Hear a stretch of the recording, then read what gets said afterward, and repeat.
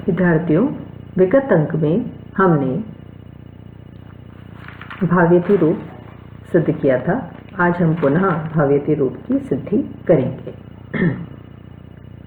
भूसत्तायाम धातु से हेतुमतिच्च सूत्र से हमने निच प्रत्यय किया था। भवंतम प्रेरयति इति भाव्यति। भू धातु से हमने हेतुमतिच्च सूत्र से प्रेरणार्थ में निच प्रत्यय किया। एक बात आप स्पष्ट रूप से समझ लीजिए कि हेतुमतिच्च सूत्र से प्रेरणार्थ में कौन सा प्रत्यय होता है? निच प्रत्यय। तो यहाँ पर जब हम कह रहे हैं भवंतम प्रेरयति, प्रेरणार्थ द्योतित हो रहा है, इसलिए हमने भू धातु से यहाँ निच प्रत्यय किया। च की हलंत्यम से इत संज्ञा, ण की चूटु सूत्र से इत संज्ञा। हलंत्यम सूत्र अंतिम व्यंजन की इत संज्ञा करता है, च अंतिम व्यंजन है, इसलिए इसकी इत संज्ञा हो जाएगी। ण चूटु सूत्र कहता है प्रत्यय के आदि में स्थित च वर्ग और ट वर्ग की इत संज्ञा होती है। तो ट ट ड ढ ण ट वर्ग में आता है, इसलिए ण की इत संज्ञा हो गई और तस्य लोप से लोप हो जाएगा भूधन ई। अचो ये नीति से यहाँ पर ऋणित परे होने पर जो अजंत अंक है, भू का जो ऊ है, उस अजंत अंक को वृद्धि हो जाएगी औ। ऊ को क्या हो जाएगा? औ। भव धन ई। एचो अयवायावा से ये जो औ है इसको हो जाएगा आ। भाव धन ई। सनाद्यंता धात्वः सूत्र से भावी की हम धातु संज्ञा कर देंगे, क्योंकि हमें भावी के अब शब्द रूप चलाने हैं। तो शब्द रूप बनाने के लिए जैसे भू धातु से हम बनाते हैं भवती, भवता, भवंती, तो भू धातु की हमें धातु संज्ञा करनी पड़ती है। भू धातु की धातु संज्ञा नहीं करनी पड़ती कि भू धातु ही है, भू धातु ही है, भवादिगण की धातु है, इसलिए हमें भू धातु की धातु संज्ञा नहीं करनी पड़ती है, क्योंकि वो धातु है। किंतु भावी जो है वो धातु नहीं है, इसलिए हमें इसकी धातु संज्ञा करनी पड़ेगी। तो दोनों बातों में आप अंतर समझ लीजिए कि भू धातु है, भवादिगण की धातु है, इसलिए हमें वहाँ धातु संज्ञा नहीं करनी पड़ी। किंतु भावी धातु नहीं है, इसलिए हमें भावी की सनादंता धातु से धातु संज्ञा करनी पड़ेगी। सनादंता धातु सूत्र यही कहता है कि सन आदि प्रत्यय जिसके अंत में है वो धातु संज्ञक हो। तो हमने सनाद्यंता धात्वः सूत्र से भावी को धातु बना दिया। क्यों? क्योंकि इसके अंत में निच प्रत्यय है, इसलिए इसकी धातु संज्ञा हो जाएगी।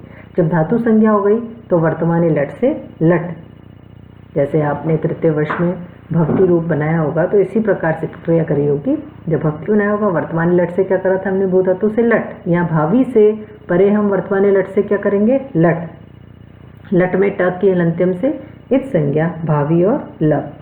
अब तिप तस्जी से यहाँ पर तिप तस्जी सूत्र से यहाँ पर प्रथम पुरुष एक वचन की कक्षा में तिप प्रत्यय शेषात करते परस्मैपद पद से यहाँ पर परस्मैपद इनकी हम क्या कर देंगे? परस्मैपद संज्ञा।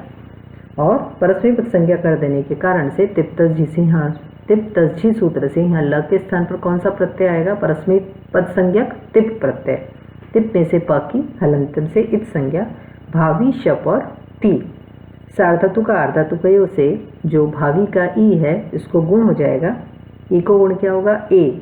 भावे और ती। शप में से प की हलंतम से इत संज्ञा और श की लशक तद्दिते से इत संज्ञा हो जाएगी। भावे और ती। एचो अवयव से एक के स्थान पर अय आदेश होकर भाव्यती रूप निष्पन्न होता है। तो सर्वप्रथम तो हमें भाव्यती रूप बनाएंगे, सर्वप्रथम भावी सिद्ध करना है। तो भू धातु से हेतुमतिच्च सूत्र से प्रेरणा अर्थ में हमने सर्वप्रथम निच प्रत्यय किया। च की हलंत्यम से इत संज्ञा, ण की चूटु सूत्र से इत संज्ञा, शेष रहा भू धन ई। चूटु सूत्र प्रत्यय के आदि यानी पहले जो विद्यमान है, प्रत्यय के पहले आदि में जो विद्यमान है उसकी इत संज्ञा करता है। और निच में ण जो है प्रत्यय के आदि में विद्यमान है, इसलिए चूटु सूत्र से ण की इत संज्ञा हो जाएगी। क्या बचेगा? भूधन ई। अब हमने अचोयनिति सूत्र में क्या पढ़ा था, अब यहाँ हम इसको सिद्ध करके देखेंगे अचोयनिति सूत्र को। अचोयनिति सूत्र क्या कहता है, यत परे हो या णित परे हो तो अजंत अंग को आप वृद्धि कर दीजिए। अब जो हमने अचोयनिति सूत्र की व्याख्या समझी थी, अब हम इसको यहाँ सिद्ध करके देखेंगे। अब णिच में क्या परे है, ण की संज्ञा करी है, इसलिए क्या हो गया, णित, णित परे हो गया। णित परे होने पर अजंत अंग को अच अंत में है, स्वर अंत में है जिसके, उसको वृद्धि कर दीजिए। तो भू में अच अंत में है उ, तो इस उ को वृद्धि क्या हो जाएगी, औ। उ को गुण होता है ओ, वृद्धि क्या होती है औ। तो भौ धन ई, एचो अयवायावा से औ को आव आदेश हो जाएगा। आव, वह हलंत का होगा, आव, भाव और ई। अब भाव में जब ई मिल जाएगा तो क्या मिल जाएगा, रूप बन जाएगा भावी। अब भावी के हमें रूप चलाने हैं। भावी के रूप चलाने के लिए हमें इसको क्या बनाना पड़ेगा, धातु। तो कौन सा सूत्र प्रयुक्त होगा, तीसरा जो हमने पढ़ा था, सनाद्यंता धात्वा। सन आदि प्रत्यय जिनके अंत में हैं उनकी धातु संज्ञा कर दी जाए, यही सूत्र कहता है।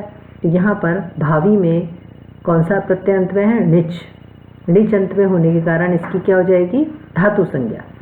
जब हमने इसको धातु बना दिया तब हम इसके शब्द रूप बना सकते हैं। तो जब धातु बना दिया सनातन धात्व से, तो हम क्या करेंगे, वर्तमाने लट से लट लकार, लट में ट की हलंत्यम से इत संज्ञा, लकार के स्थान पर तिप्तस झी से तिप प्रत्यय, तिप प्रत्यय तिप शेषात कर्तरी परस्मै पदम से परस्मै पद संज्ञा हो जाएगी। परस्मै पद संज्ञा होने के कारण हम तिप्तस झी से कौन सा प्रत्यय करेंगे, प्रथम पुरुष एक वचन की विवक्षा में तिप। तिप में से पुनः प की हलंत्यम से इत संज्ञा, क्या बचा, ती, भावी धन और ती। अब जैसे हम भक्ति रूप में क्या बनाया था, कर्तरी शब्द से शब का आगम किया था, तो यहाँ पे कर्तरी शब्द से किसका आगम हो जाएगा, शब का आगम। भावी शप और ती, भावी शप और ती। तो कर्तरी शब्द से किसका आगम हो जाएगा, शप का आगम, भावी शप और ती। शप में पुनः पखेरंत्यम से संज्ञा और श की लशप तद्धिते से।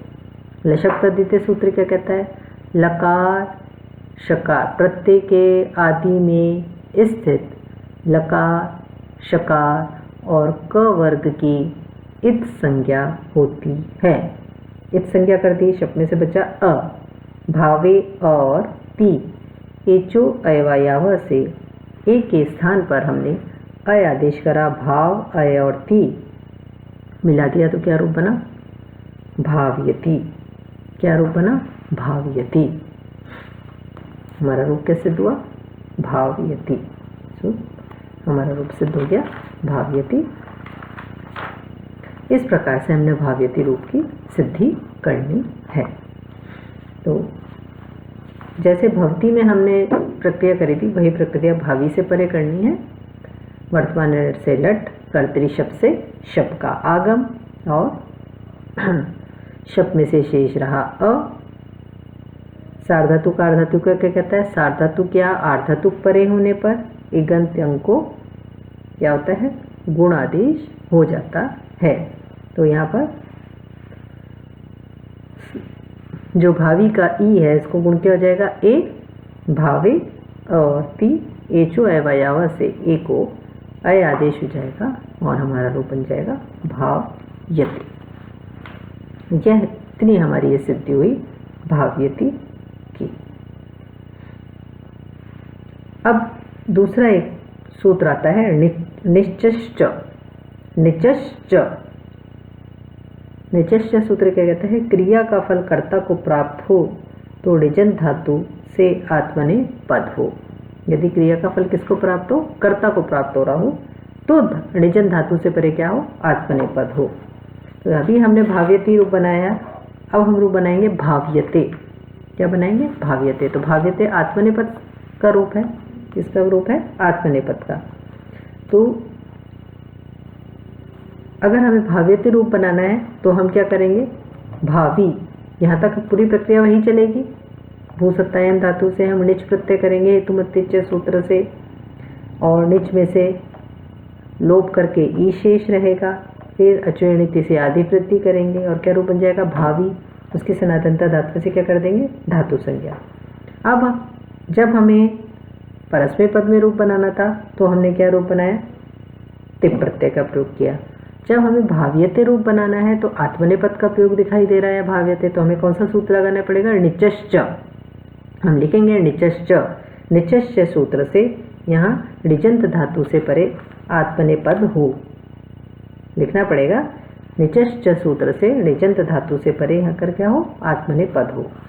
तो हम तिप तस्झी से यहाँ पर कौन सा प्रत्यय करेंगे, प्रथम पुरुष एकवचन की कक्षा में त प्रत्यय, क्योंकि हमें आत्मनेपद का प्रयोग करना है तो कौन सा प्रत्यय आएगा, त प्रत्यय। और कर्तरी शब्द से पुनः शब्द का आगम, सार्वधातु का अर्धातु कयो से पुनः ई को गुण क्या हो जाएगा, ए, एचो एवा से ए को क्या हो जाएगा, अय, भाव अय और त, क्या रूप बन जाएगा, भाव अय और त।